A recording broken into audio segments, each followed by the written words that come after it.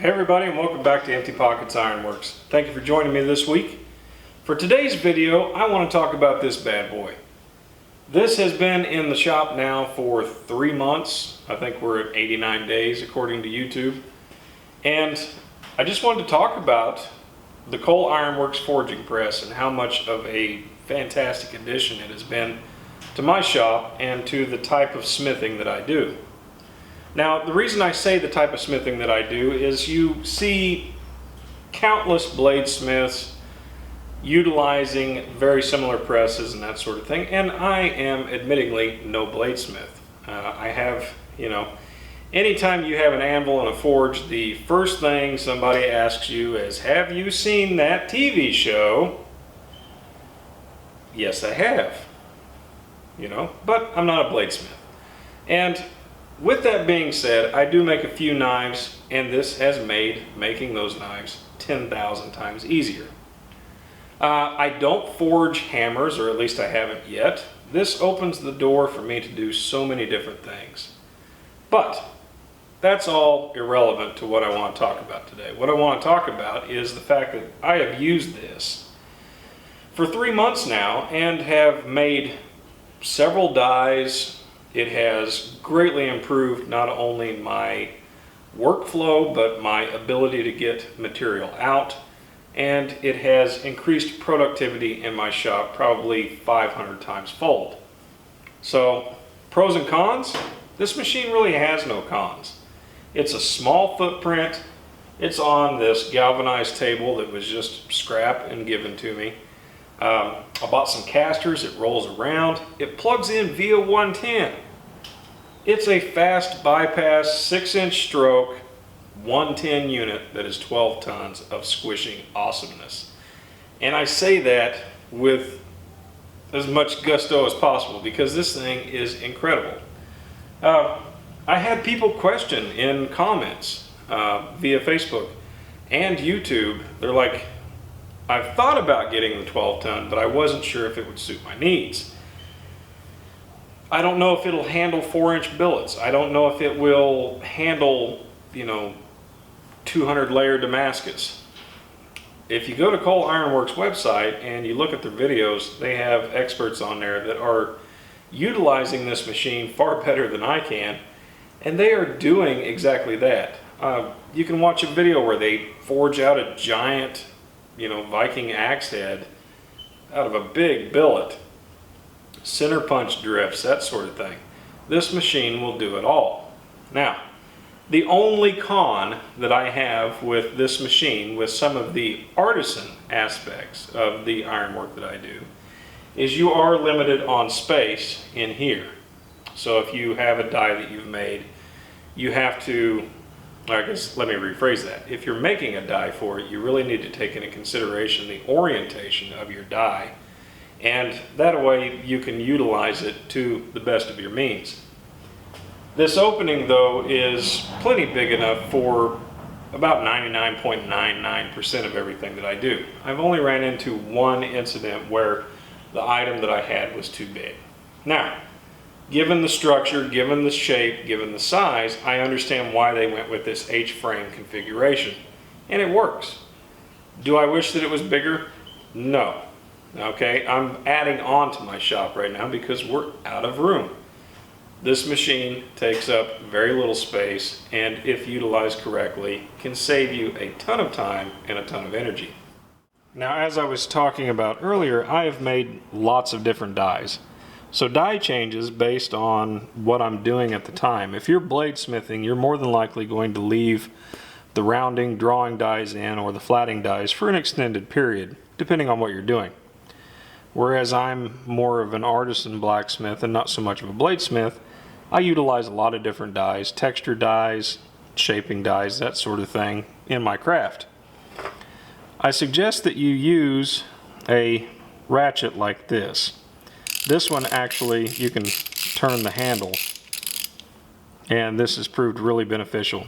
Not necessary. I used a regular box end wrench for like the first month that I had this machine. But with their 2-bolt system, utilizing a wrench like this just makes extracting the bolts and changes a little bit faster. Now you do have to be careful. If you're doing a lot of forging, these dies do become hot over time, so be careful before you grab these. So speaking of build quality, and basically what I'm running through today is talking about a lot of the different comments that I've gotten since unboxing this machine and putting it out on YouTube that we have one. I've had people question if the build quality, if the upright angle iron and that sort of thing was strong enough. I've put things in here, being a newbie to using presses, I've put lateral stress on this thing from the sides. Not intentionally, it's just sometimes that happens. And I have never once had any issues with anything on this machine. No flexing, no bending, no breaking. Now, the wear guides that you see here, they still look brand new. And I have used this machine almost daily for the past 90 days. And what I use is just a little oil can. I put 2 to 3 drops of oil above the top of each one of the dies. I run it up and down a couple times, and then I proceed to use the machine. Other than that outside oil that I put on the machine itself, like I said, no oil leaks, very clean machine, easy to wipe up. Shortly after posting the unboxing and review video of the Coal Ironworks 12-ton press, I was sent this really awesome foot treadle for the machine. It's a super simple setup. It's got a really long lead to it. I'm assuming it's 8-9 foot. I don't know. Honestly, I don't know. Heavy duty construction. It stays wherever you put it on the floor, but it's easy to move around, which also makes it extremely ergonomical and comfortable based on where you have your press. I've utilized this for longer bar material to where I've actually had to stand back quite a ways from the press, and that makes utilizing the machine 10 times easier. This makes the machine go down, this makes the ram go up, and in all honesty, as fast as you can move your foot on this thing, the machine will follow. With a little bit of practice, this thing is an absolute lifesaver. So as you can see with foot manipulation, it is extremely easy to operate. And basically, as fast as you can move your foot, you can move the ram. Let's kick it on and I'll demonstrate.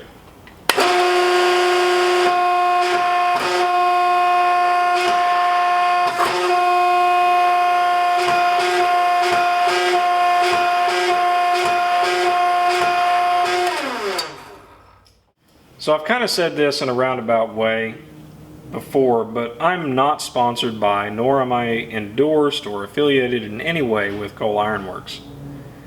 This is just simply an average Joe, an artisan blacksmith that does things a little bit outside the box most of the time. And I'm just using this opportunity and my platform with my channel to hopefully get info out there to somebody that may be in the market for a press.